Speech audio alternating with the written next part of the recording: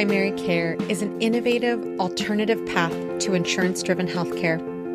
Typically, a patient pays their doctor a low monthly membership and, in return, builds a lasting relationship with their doctor and has their doctor available at their fingertips.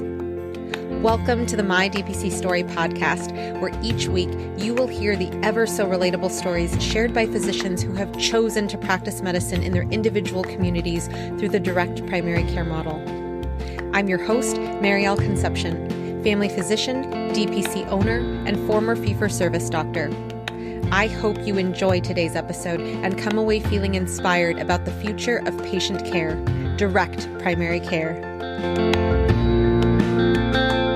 Thank you, my DPC Story listeners, for tuning in today. I am joined with Dr. Ann Gonzalez and Dr. Rachel Kelly of Emerald Health and Aesthetics Direct Primary Care in Hickory, North Carolina. Dr. Gonzalez and Dr. Kelly are going to be bringing us what they're experiencing, how Helene affected Western North Carolina in particular. There is a landing page where we are putting resources that Dr. Gonzalez and Dr. Kelly have shared that are particular to the DPC community, but also the greater need in North Carolina. mydpcstory.com/help is the website that I'm talking about. So Dr. Gonzalez and Dr. Kelly, thank you so much for coming on to the podcast and helping us understand what you guys are seeing and hearing about because you're nearby to the Hickory Airport. Thank you, Marielle, for letting us do this. It's been a whirlwind over the past few days, and it's been a real learning experience. So, yeah, we live about 45 minutes away from Asheville, and we have been so lucky compared to everyone out there. I mean, myself, I have been very, very blessed. We had no damage to our house. We got power and water back pretty quickly. Rachel was less fortunate in that she did not have power and water for a while. But yeah, so everyone here got away relatively unscathed compared to the people west of us, just 30 miles away. We live in Morganton, which is at the base of this entire area. And so all of the major roads that go into Western North Carolina go through Morganton. So Morganton on that side flooded very, very severely and blew out a bunch of roads to places like Spruce Pine, the Banner Elk area. Those areas, you couldn't access them. So we were actually the first place that the National Guard came to in order to start rebuilding the roads to get up to these areas. Also, 40 runs through Morganton, and from about 10 miles outside of Morganton all the way to the Tennessee border was closed until a couple of days ago, I believe. And there were a lot of mudslides on the roads. You know, on a personal level, I live on the side of a mountain. So I didn't have any electricity or water until Friday, which I'm not going to complain about, obviously, because my house still is here. And what was really frightening about the entire situation, I think, for everybody, was the amount of water that came down in a very, very short period of time. I think we got something like 12 to 16 inches of rain in 4 or 5 hours.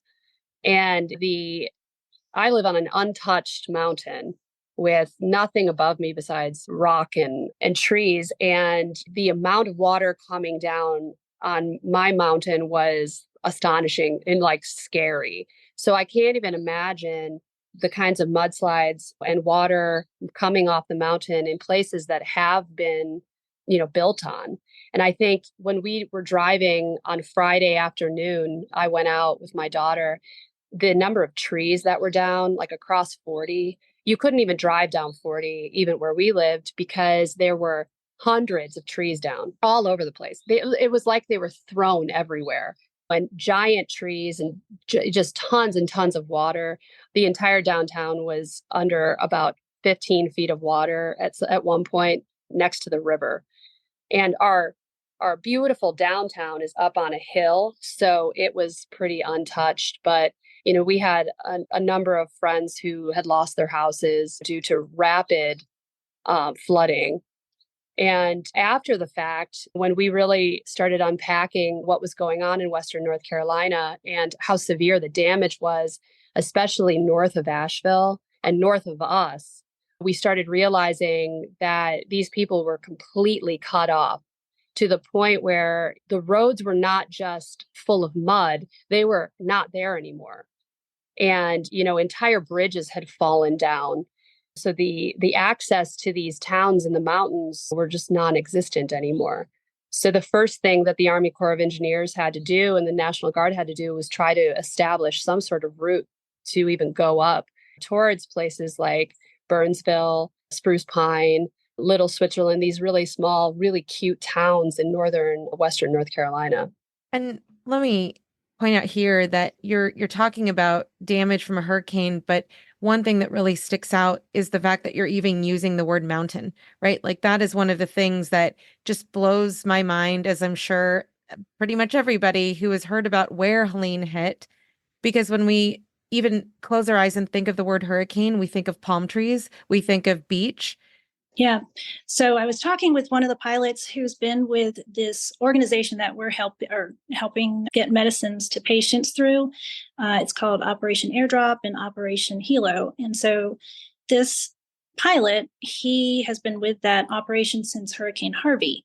And he's been to several hurricane relief operations now, but he said this one was the most unusual, and it was so different from everything else because it is in the mountains. And most hurricanes are on the coast. And so the water surge comes in and comes out. So if the roads are washed away, that means there's water. You can get there by boat. But here, the roads are washed away. The only way you can get there is by helicopter or horses, mules. They're using pack mules to access people. People are like, yeah, you would expect a hurricane in the mountains like you would expect a blizzard in Florida. Exactly. So people are like, why weren't you prepared? How do you prepare for that? Well, let's remember there was a blizzard in Texas. And what happened there? The gas mains blew, water blew, because that infrastructure is not built for that. So that's kind of an example, is equivalent. This pilot said you stand on the top of a mountain and you can just see the gullies and just the path of the water, and it just rips everything. That it's like I've never seen anything like it before, because this is just not what hurricanes do. Yeah, I was really shocked to see the number of boulder fields that were created because of the number of boulders that fell off the mountain. And you just have these entire strips of just rock where houses and river and roads used to be. When we were watching video that our friend Mark sent us the other day, it was unbelievable. I mean, he could have been anywhere that has mass destruction going on. There's broken road. I mean, they were driving in an Army convoy and they could barely get through this one lane road up to, I think were they going up to Marshall or past Burnsville, right? Past Burnsville. And it took forever because it's a one lane road. They had to wait for people to come the other direction before they could go. So yes, Operation Airdrop and Operation Hilo, what they've done, it's kind of like a military operation, but it is completely civilian and volunteer run. So it is all volunteers. They fly in and drop stuff off. Yeah. And fly out quickly because the fuel is so costly. Yeah. They don't want to turn it off. Yeah. Because then off, you got to do this whole checklist of things. Yeah. So they're just dropping stuff off, briefly talking with like the emergency connection, the fire department chief, whatever, and then they're going back to get loaded up again. Yeah. They are taking donations to pay for the fuel for the helicopters because it costs like $50,000 a day to fly all of those helicopters out. So they're taking money for that. But everything else, all the donations, all the medicines, patients, people are bringing in their insulin. They're bringing in inhalers. They're bringing in whatever they have. They're going out and cleaning out pharmacies of all their Benadryl and Claritin, children's Tylenol, Motrin, and they're donating it to Operation Airdrop. Yeah, the love that we have seen for Western North Carolina has been like truly astonishing. And it has really restored my faith in humanity People are coming with just truckloads of carloads of stuff that they have either bought or collected from their friends and families to help these people out. And it has been an incredible effort on everybody's part. And I am just, we're so thankful for all the donations that we've gotten. And the insulin specifically, as Anna mentioned, that has been really almost shocking to me how much insulin people have donated. That's one thing that is so incredibly necessary for so many people. And a lot of people have lost their medications, don't have any refrigeration, don't have any ability to go back to their houses, and didn't grab things like that when they were fleeing. So they're kind of left with not having medications they absolutely need to take daily. And the generosity of the North Carolina public and beyond has been incredible. So one of the pilots came back yesterday and was telling the story of a woman that he saw in the middle of the night. She heard something. She heard a noise. It sounded like a freight train coming. So she got up, got dressed, told her husband, get up, get dressed. She walked out the back door, turned around, and her house was gone, just taken away by water and mud. And so people have nothing. Everything was washed away in an instant. Yeah. Mudslides, I don't think unless you have actually seen the damage a mudslide does, you cannot conceive of what this is. So basically, you're talking about living on the side of a mountain and watching the equivalent of a tidal wave of mud hitting you. And that's how fast they move. That's how strong they are. They can knock down a house. They can, I mean, they will kill you. You will be people. I've heard stories of people hand digging their friends and loved ones out of mudslides up in Western North Carolina after the mudslides come down the mountains. And I think you were saying before, like, I think people think of it like lava almost, like it's oozing down the mountain, but it happens instantaneously. And you have absolutely no preparation for either that or for flooding. If you've never been through a flood, I don't think that you realize that it goes from like 0 to 60 in 5 minutes. A friend of ours just told me a story. We were helping clean out her basement because her house flooded to the ceiling. And she said that she told her kids, okay, when the water gets to the 3rd step of the basement, I want you to tell me, we're going to pack up our stuff and leave. So she said her kids came in and they were like, it's at the 3rd step. So then she said, okay, we're packing up our stuff. We're going to go. She said like 5 minutes later, her son comes and says, it's at the top of the steps. And then she starts panicking. They are all panicking. They're throwing stuff into bags. They're putting it in the car. By the time they drove out, it was up to their knees. They're the last people out of the neighborhood who did not need to be water rescued. And so you don't really realize, if you don't live in places like that, just how fast these things happen. And you're not prepared for them because you don't think, I don't want to overreact and say, oh my gosh, there's a little bit of flooding, I should leave immediately, when you don't really need to. And if you've never been through that, you don't know what you need to do. Especially when there's limited communication because infrastructure is down. This is where it's really drawing an attention to the importance of the people flying the helicopters, the importance of what you guys are doing, helping people out, because you know what's needed. So tell us about, with Operation Airdrop, Operation Hilo, volunteers, people like yourselves who are trained medically as physicians, being able to help the community. What are people seeing in terms of when they're getting to these communities and they're able to find people? What are they seeing that people need help with? I was reading a story from a friend of a friend who is a first rescue person. And she said that she was going out for one of her morning well checks in Lake Lure. And they were basically going from like house to house to check on the welfare of people who nobody had heard from.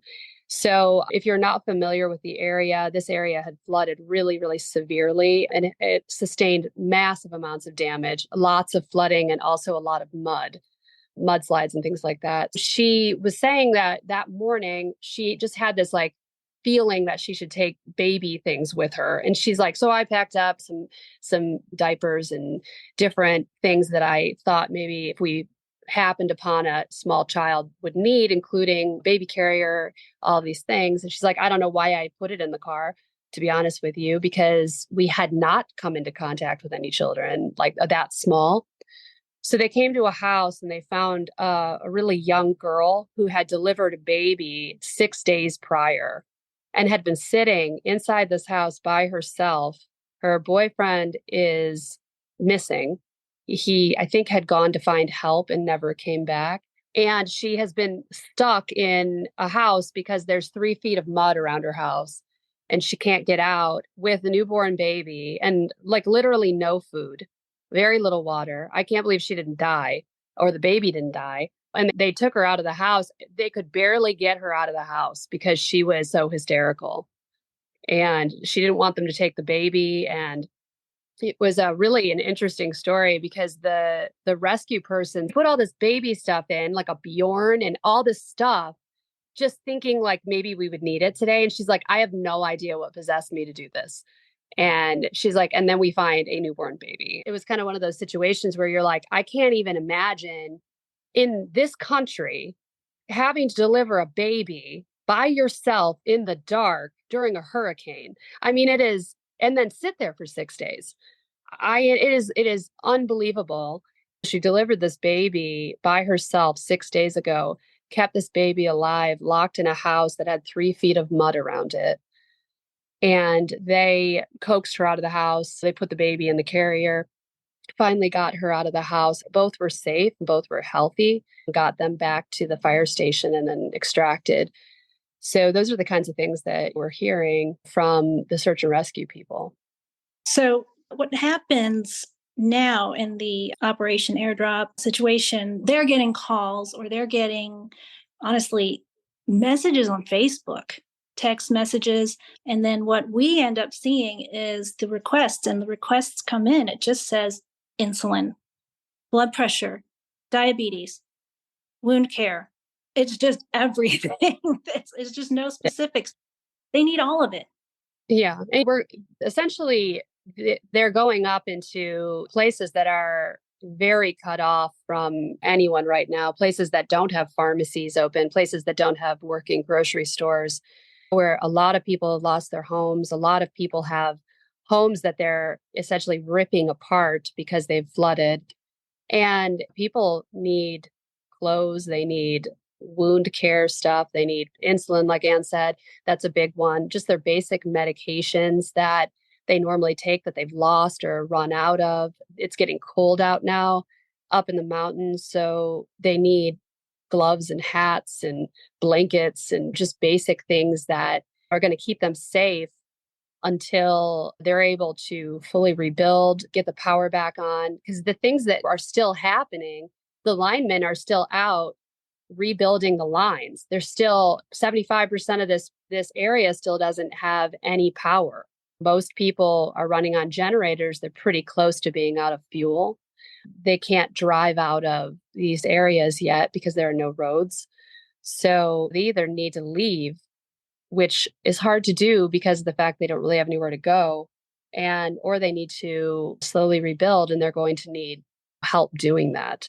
They need those medications. They need these basic things in order to stay there long enough to help rebuild their communities.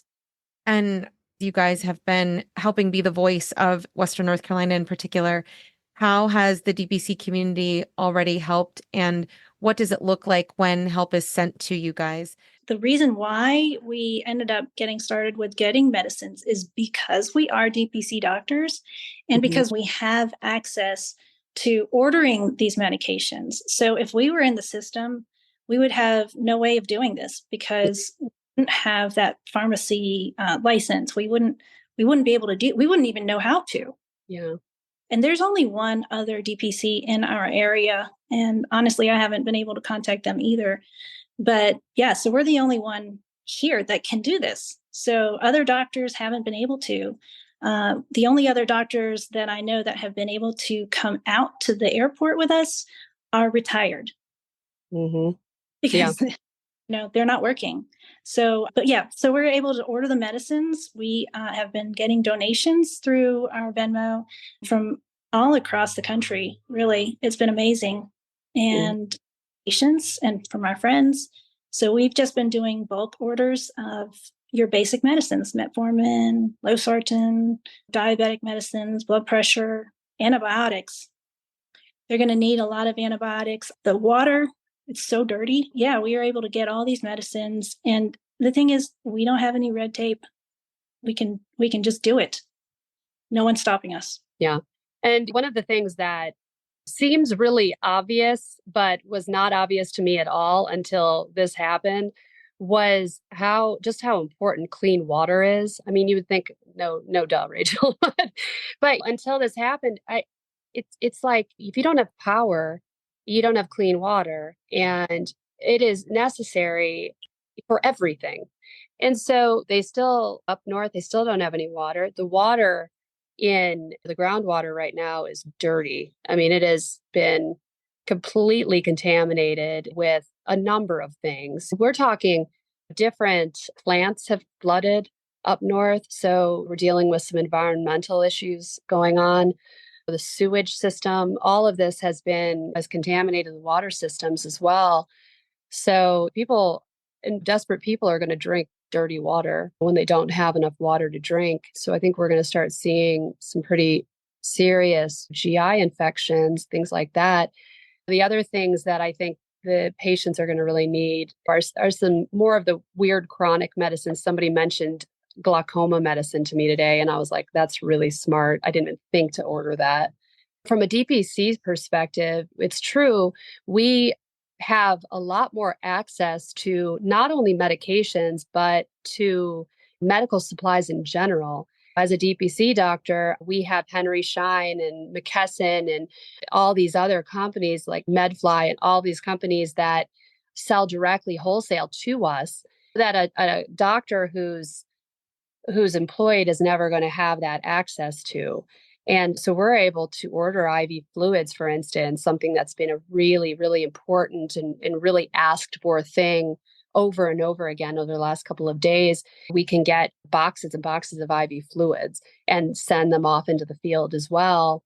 So I think we've been really blessed with being able to provide those kinds of things to the first responders and to the physicians out in the field. I wish we did not have this representation of how amazing it is to allow physicians to take care of their patients and their communities. Like, I wish it weren't this extreme, but it is true that literally we go online if we're able to. We talk to our reps on the phone if that's what's necessary and say, this is what we need, and we can access these things at wholesale prices.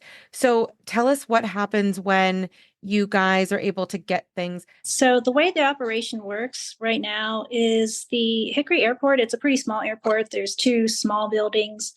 So one building is where it's kind of like the war room, as they call it. It's the headquarters. They get all the phone calls. They organize pilots and all the flights going in and out.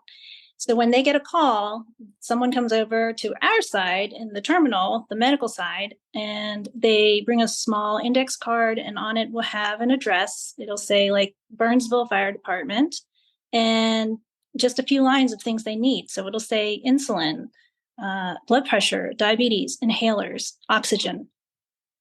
And then we just put what we have into a box, and they take it off and bring it to these really remote places. And the pilots say, and I wish I had some of the pictures, I didn't get them, but just relief, tears. It's unbelievable. How can we help? How can the listeners get activated to make a difference in Western North Carolina? So there are a number of places that you can donate. I think that would probably be the best. Over the next couple of weeks, I think that the need is going to change a little bit depending on what goes on with the weather, depending on what kinds of roads open up. But the infrastructure is just really not there in the northern part of Western North Carolina to open up things like grocery stores, things like pharmacies easily, just because the shipping is going to be very, very difficult. So these people are still going to need basics, basic water, basic food, clothing, fuel, medications over the next weeks to months. I'm not really sure how long these needs are going to go on. The building is going to take months and months to re-establish roads and things like that. So we have a Venmo set up to take donations to us, or we really recommend Operation Airdrop as well. They're an amazing organization that has done just incredible work here to get to these very remote areas and to people who really, really need supplies. And so that would be, I think, a very good organization to donate to as well. From a DPC standpoint, we're trying to figure out right now how to box up medications and supplies to help some of our DPC friends in the Asheville, Western North Carolina area. So we'll be doing that this week to try to help them out so that they can expand the medical care that they're giving in their communities as well. And just another point about being a DPC doctor and being able to take care of not even just our patients, but our community is that our patients are so understanding. I just cleared my whole schedule tomorrow. I said, listen, I gotta go. And everyone was like, fine, you do that. We'll reschedule. Yeah. Our patients have been amazing. We've gotten donations from our patients, just so many well wishes, like just trying to help us out in any way they can. Just so wonderful to have such a lovely group of people helping us do what we need to do for North Carolina. And the DPC community, we know that it is already supportive. But again, Dr. Gonzalez and Dr. Kelly have mentioned links. Go to mydpcstory.com/help. You will find the QR code as well as the information for the Emerald Health DPC Venmo. You will find the links to Operation Airdrop and Operation Hilo. You will find also Samaritan's Purse, which is another trusted organization that's also been delivering care to the area. But the most important thing is, just like we tell people, tell 5 people about DPC today, tell 5 people about Dr. Gonzalez and Dr. Kelly and the words that they have shared today. Put a newsletter out to your patients. Send the newsletter to your patients who understand, just like their patients, what they are doing and what we are doing as a DPC movement to really just deliver care to people, period. So go to mydpcstory.com/help. You will also find a list that is constantly being updated of supplies that are listed based on need. This list is being curated by what Dr. Gonzalez and Dr. Kelly are hearing on the ground. And there's also a link there if you are not in Western North Carolina, but have also been affected and could use help, medical supplies, medical prescriptions, things like that. Please reach out on that website as well so that we can start getting you help. Thank you so much for everything that you're doing. And I hope that all of our other DPC colleagues are able to benefit and someday share exactly what are the fruits of your guys' labor right now. Thank you. Thank you, Marielle, for letting us share this. And I hope nothing like this will happen again in the future, but perhaps we can come up with some kind of blueprint that the next time it happens, we'll be ready and we know what to do. Yeah, absolutely. Thank you so much, Marielle. We really appreciate your help and having us on your podcast. Thank you for joining us for another episode of My DPC Story, highlighting the physician experience in the world of direct primary care. I hope you found today's conversation insightful and inspiring. If you want to dive deeper into the direct primary care movement, consider joining our My DPC Story Patreon community.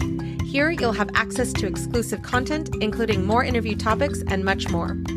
Don't forget to subscribe to My DPC Story on your podcast feed and follow us on social media as well. If you're able, I'd greatly appreciate if you could leave us a review. It helps others to find the podcast. Until next time, stay informed, stay healthy, and keep advocating for DPC. Read more about DPC news on the daily at dpcnews.com. Until next week, this is Marielle Concepcion.